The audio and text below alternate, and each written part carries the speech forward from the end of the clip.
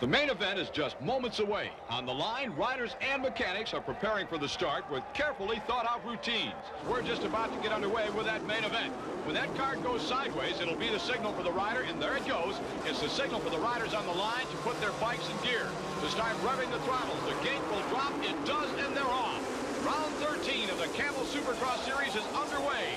From Litchfield Park, Arizona, as the rain starts to come down, Sean Kalos takes the lead on that Yamaha.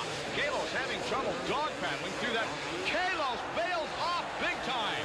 Sean Kalos, his bike went straight up in the air, jumped off the motorcycle. I can't believe he was not hit and run over by the entire field, but evidently Kalos is all right. He's on his feet and making his way back toward his bike. Meanwhile, rider number 7, Jeff Stanton, the current series points leader. The Honda rider out of Sherwood, Michigan is leading. Right behind him, former Supercross champion Jeff Ward. Then comes Doug Dubach on that white Yamaha.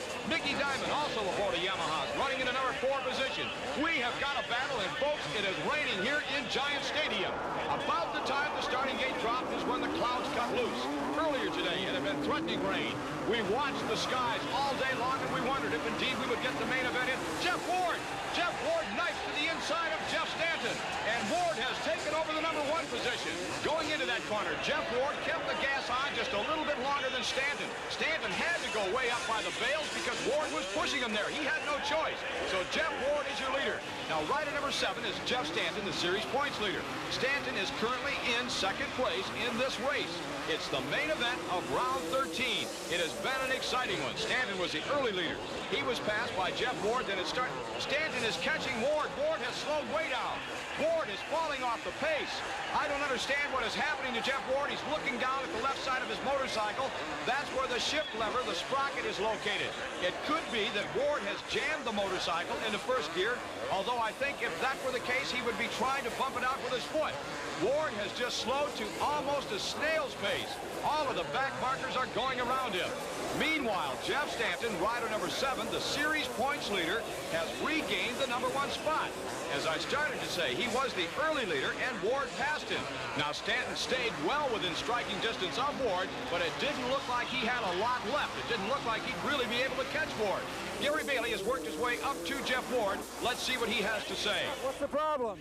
I think the transmission went out. It's stuck in 2nd gear, and it's chattering, so it's too dangerous. The track, is it getting slick? Yeah, a little bit, but I liked it, you know. I felt good. I was pulling away, and they closed on me because I felt it chatter going to a couple triples, so I had to back it down, and then, you know, it just snapped, so it wasn't a good night. Sorry about it, but you were riding good. Indeed, he was riding good. Jeff Ward has ridden well all year when he's been running. As I told you earlier, Ward has won 3 main events this year, but missed 6 of the early rounds due to an ankle injury. He's going to miss the remainder of this one, this muddy one, here in the Meadowlands. Back to the action, and there's Jeff Stanton, rider number 7. Stanton is way out in front of the rest of the field. His battle with Jeff Ward on this muddy, slippery track carried the 2 of them well ahead of the pack.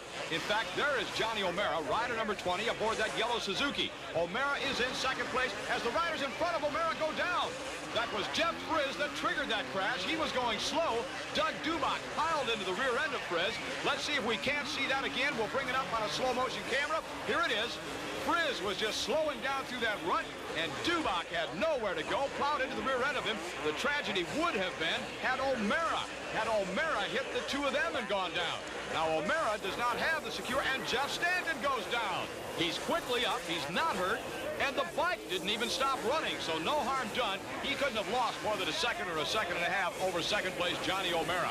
The track, though, is getting extremely slippery. There are puddles standing. In fact, some of the ruts and some of the tighter corners are full of water.